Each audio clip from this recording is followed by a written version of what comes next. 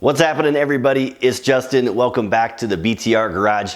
Today we're going to continue the race prep on my 1994 BMW 325iS. This is my dedicated track car, my time attack car, and this year we're doing a lot of upgrades to it. In today's episode, we're going to be upgrading the cooling system, a vital part to any race car or street car for that matter. We have a racing radiator, an aftermarket electric fan, and some new radiator hoses and thermostat as well. Let's show you what we've got and get started with the installs.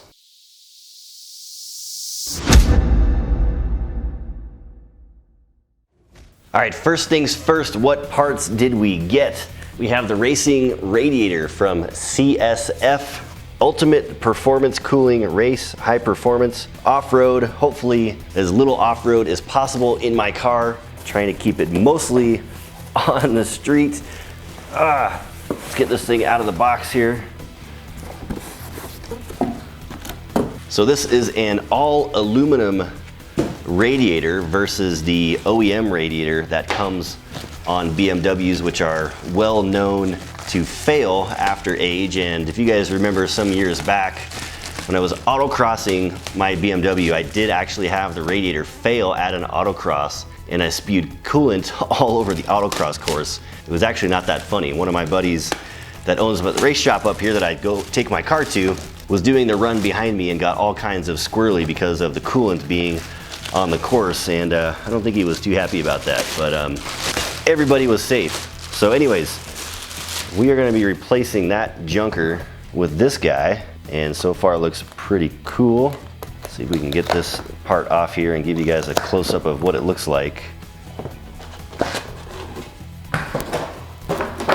So there we go, CSF all aluminum racing radiator, aluminum end tanks. So on the OEM radiators, which I have behind the car over here, these end tanks or end caps, whatever you want to call them, they're actually plastic. And BMW being well known for their not so awesome plastic that gets brittle and hard and breaks and falls apart over time, this is a nice upgrade. So aluminum end caps on both sides. And of course you have the nice CSF logo on this guy, which looks really cool. I'll set this aside here. And to complement the CSF radiator, we have a new SPAL 16-inch high-performance electric fan. You guys might have seen the video where I showed you how to wire this thing up to your auxiliary fan wiring on the car that comes from the factory. So we've got that guy, which will attach to the back of the radiator. We have Mishimoto radiator hoses, so nice high-quality radiator hoses. And we have a new thermostat to replace the OEM one. Pretty straightforward. I don't want to lose the washer there. Thermostat that goes into the side of the radiator. This one is meant to turn on the fan at a lower temperature, so you have less chance of overheating the car, and the fan's doing a little more work to help keep the car cool. So we're going to go ahead and start getting things installed. The radiator replacement is pretty straightforward. They more or less just drop right into the front frame of the car. And as you guys know from my video a few weeks ago or a couple weeks ago, I've already taken everything out of the car. The front of the car is totally empty other than the fan shroud and the overflow tank. So we're gonna have to get the radiator in there and then line up the fan and figure out where we're gonna mount the fan to the radiator, and then pull the radiator out, mount the fan, put it all back in, and then tighten everything down and then get the hoses on. Pretty simple process. We'll kind of put the time lapse on and show you any snags that we have, but let's get to work.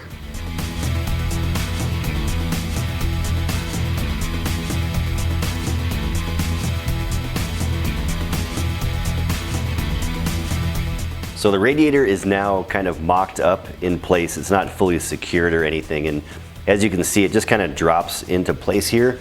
And then the fan shroud has little clips or pins that guide it into place. And then the radiator has slots for it to sit on the radiator, just like the OEM one. But what I need to do now is fish the fan back there and kind of trace where it's gonna go or fit inside the opening of the fan shroud, so I place it in the correct spot. That way I won't have to cut up my fan shroud. And what I think I'm gonna do is actually unclip the fan shroud from the radiators so I can pull it away. Let's see how I can do this here and get the fan in behind the fan shroud. Why are you stuck?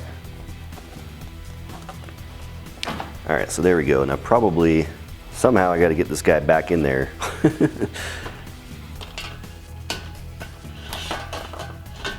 There, that works okay. Now once the fan is back in there, you can kind of move it around and figure out where you need to mount it on the radiator in order for it to be centered here in the fan shroud and on the radiator itself. So it looks like I have it in a decent position. So what I'm gonna do is grab my magic marker and just kind of trace around the radiator where I want it to go.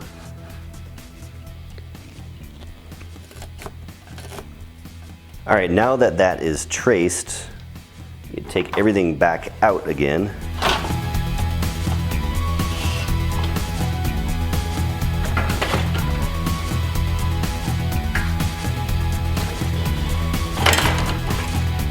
So with the radiator out and our guidelines marked, we can take our fan and our mounting kit, and actually we're not going to lay the fan on there just yet. We have these little pads that go in between the radiator and the fan, so it has a soft kind of cushion to it. So what we're gonna do is pull the sticky off of these guys and put these underneath where the fan is going to be placed. Make sure we have it lined up just about right. And then I'm gonna place the little pads underneath where the holes are.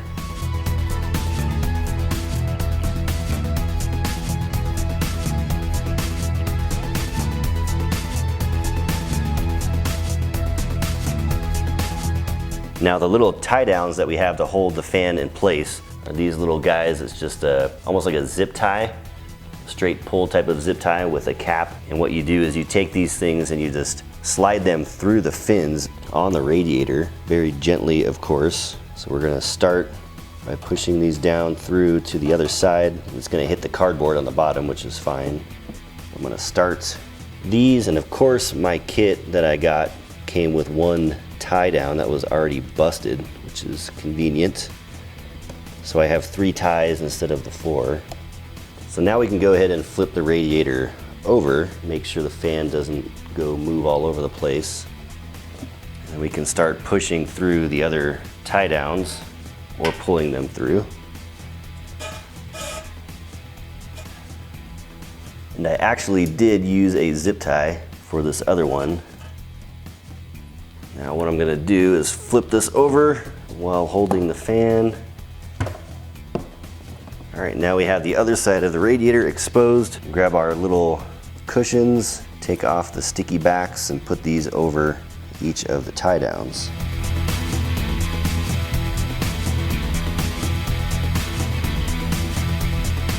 And once everything is on there, we take our little round caps, and then these just slide down and lock into place.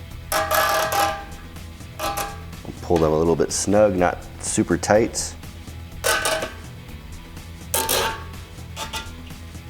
And now our fan should be secured. As you can see, it's on there nice and snug. We're not smashing the fan onto the radiator fins. That is a good, snug and secure setup.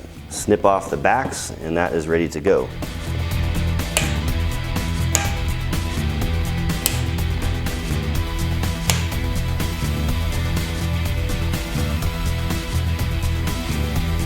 And before we throw the radiator and fan back in here, we'll go ahead and put these new Mishimoto radiator hoses on. So those are in place and easier to get to with the rest of the stuff still being out.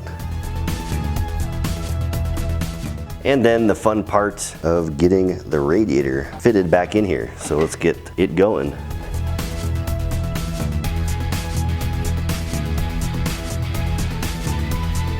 All right, that was mostly painless. Went in pretty easy, and I just kind of got to get everything lined up here.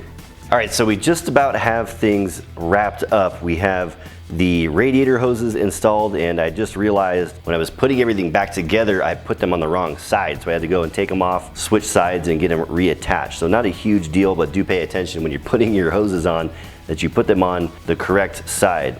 So we have the hoses tightened up.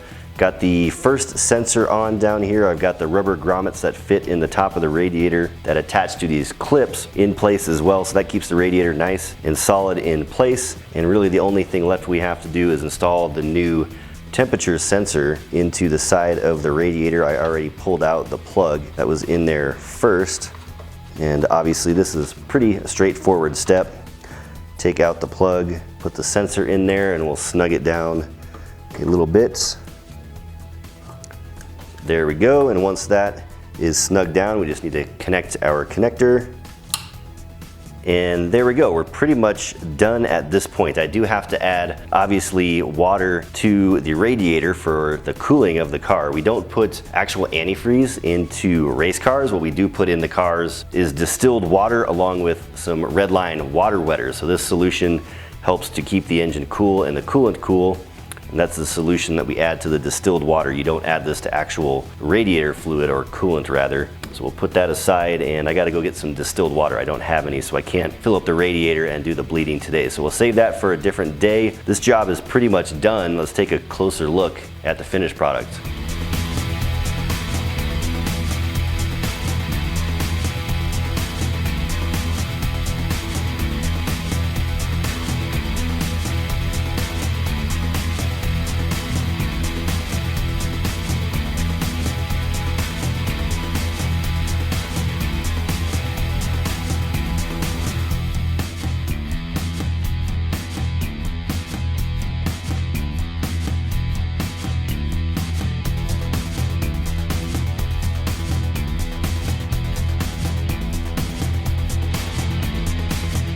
All right, everybody, so that does it for this video.